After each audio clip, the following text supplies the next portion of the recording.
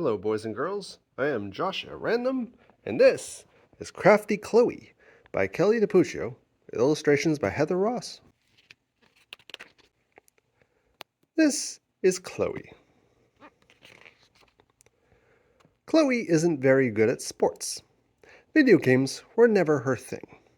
And when she took dance lessons, she had the grace of a camel in roller skates. What Chloe is very good at is making stuff.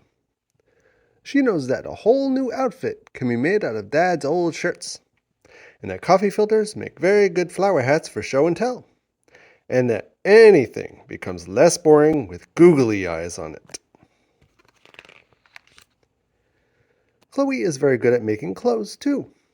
Her dog, Bert, pictured here, and here, and here, is very good at wearing them. One day, Chloe went shopping to look for a birthday present for her best friend, Emma. She looked at diaries and drumsticks, jewelry boxes and jump ropes, but nothing seemed just right. And then Chloe saw her. Violet. Of course. All Emma ever talked about was her Flower Girl dolls. She had all of them except the new girl, Violet. Chloe reached for the doll and felt a tap on her shoulder. She turned around, and there was London,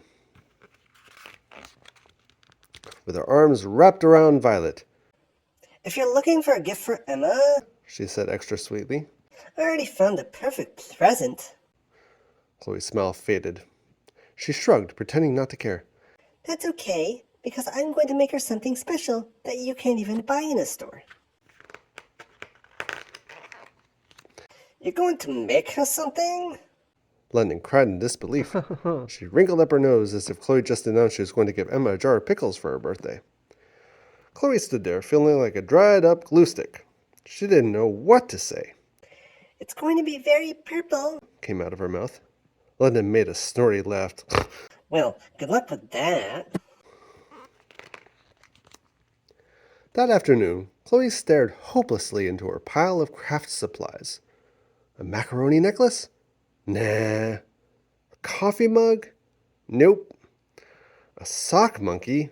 Definitely not. Nothing she thought of seemed more perfect than a Violet doll. Chloe came down for dinner a few hours later, covered in blue spots. She placed the get well card she had made for herself on the table. Chloe's father raised his eyebrows. Chloe's mother checked her for a fever. Chloe's baby brother spit out his green beans. And Bert, pictured here, and here, and here, made faces. Make all the faces you like. Chloe groaned. I have chicken pox, and I can't go to the party tomorrow. What a shame, her mother said. Emma's such a good friend, and you'll miss the pony rides. The pony! Darn. Chloe had forgotten all about the pony, and Emma really was a good friend. Luckily for Chloe, her chicken pops were the washable kind. After dinner, Chloe went to her room to doodle. Doodling helps her think. Thinking gives her ideas. Some ideas are pretty spectacular and require lots of glitter. Chloe worked late into the night, gluing and painting and sewing. When she finished, she stood back and admired her work. She liked it, but would Emma? The next day, Chloe walked to Emma's house carrying a very big box. London clicked ahead of her in her sparkly heels, swinging her gift bag. London fell. The gift bag flew, and Violet flopped right into a puddle. London grabbed Violet. London's little dog grabbed Violet too. London roared, "Drop it!" The dress ripped, and the dog ran. What am I going to do? London wailed. I can't give Emma a naked doll. More than all the googly eyes in the world, Chloe wanted to say, Well, good luck with that. But instead, she lifted the lid on her box and she pulled out a perfectly purple dress.